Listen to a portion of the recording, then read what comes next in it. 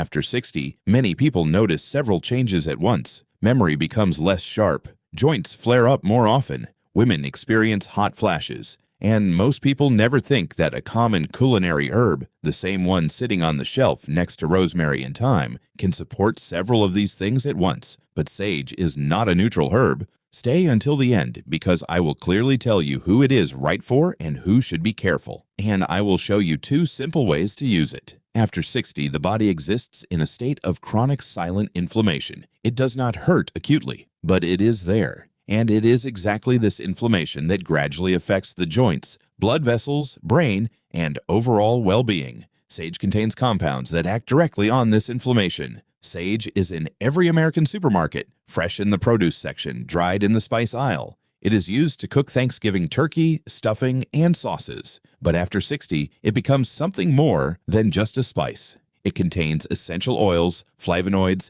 and rosmarinic acid, the same antioxidant found in rosemary. Together, they deliver anti-inflammatory, antioxidant, and antimicrobial effects all at once. After 60, inflammation becomes a background condition for most people. Joints ache, muscles recover more slowly, and even the brain responds to this inflammation. Concentration drops, thinking becomes less clear. Sage contains ursolic acid and flavonoids that suppress inflammatory processes at the cellular level. This is not a painkiller, but regular use, as part of the diet or as tea, helps gradually lower this background level of inflammation. How to add a few fresh sage leaves when cooking chicken or vegetables. And you are already getting antioxidants without any extra effort. This is one of the most interesting properties of sage, and the most relevant after 60. Sage contains compounds that inhibit an enzyme that breaks down acetylcholine. Acetylcholine is a neurotransmitter responsible for memory and concentration. After 60, its level naturally decreases, and sage helps preserve what is already there, gently, without stimulants. This is not memory improvement in any advertising sense. This is supporting how the brain currently works, at the level it is at right now. How to add a cup of sage tea in the morning, a simple daily ritual. For women after 60, this is often the most noticeable problem. Hot flashes, night sweats, disrupted sleep. All of these are consequences of hormonal changes. Sage contains phytoestrogens, plant compounds that gently interact with estrogen receptors. They do not replace hormones, but they may help reduce the intensity of hot flashes in some women. Important, this does not work for everyone and not immediately, but it is a natural and accessible option without synthetic hormones. After 60, the immune system responds more slowly. Colds last longer. The throat gets sore more often. Sage has strong antimicrobial properties, especially against bacteria in the mouth and throat. Gargling with warm sage tea at the first sign of throat irritation is an old practice that is still relevant today. Sage stimulates the production of digestive enzymes. After 60, their levels decrease,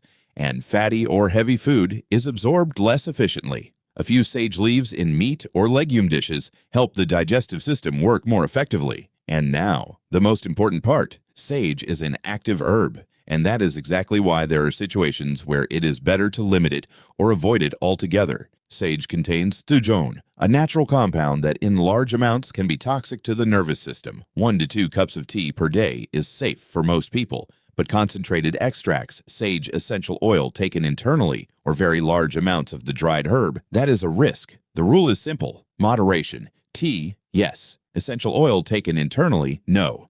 Thujone can lower the seizure threshold. If you or someone close to you has epilepsy, sage in any form requires a consultation with a doctor. Sage may lower blood sugar levels. If you are taking medications to control blood sugar, the combination can produce too strong an effect. A small amount in food is usually not a problem, but regular tea in large amounts, worth discussing with your doctor. Sage contains vitamin K, which affects blood clotting. If you are taking warfarin or other blood thinners, regularly consuming large amounts of sage may change how the medication works. If you have chronic kidney disease, Thujone may add extra strain. A consultation with your doctor is essential. Here are 2 simple recipes. Recipe 1, fresh sage tea. You will need 5 sprigs of fresh sage leaves and 2 cups of boiling water. Place the leaves in a cup or teapot. Pour boiling water over them. Cover and steep for 7 to 10 minutes. Strain. Drink warm. Fresh leaves give a milder flavor and more essential oils.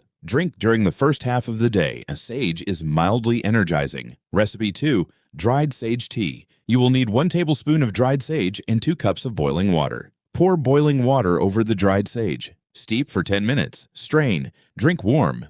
The dried version is more concentrated. Do not exceed 1 to 2 cups per day. If the flavor is too intense, add a little honey or lemon.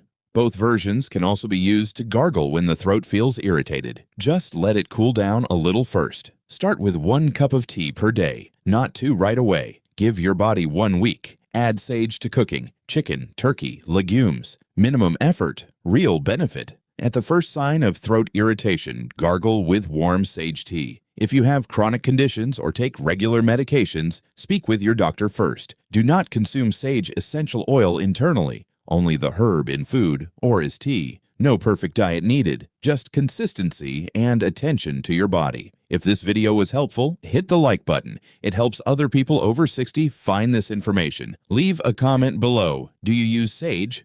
And in what way?